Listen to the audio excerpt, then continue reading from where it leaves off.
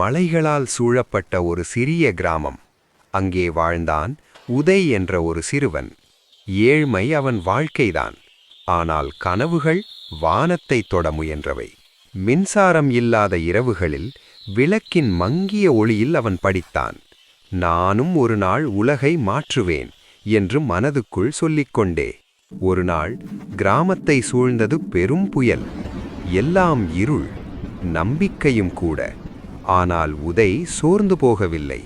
பழைய சைக்கிள், உடைந்த டைனமோ, சில கம்பிகள்.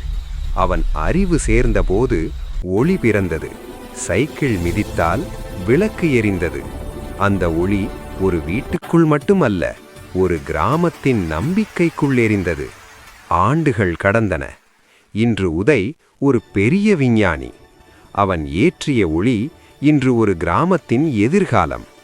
நினைவில் வை நண்பா, கனவுகள் பெரியதாக இருந்தால், தொடக்கம் சிறியதாக இருந்தாலும் அதுவே வெற்றியின் முதல் படி.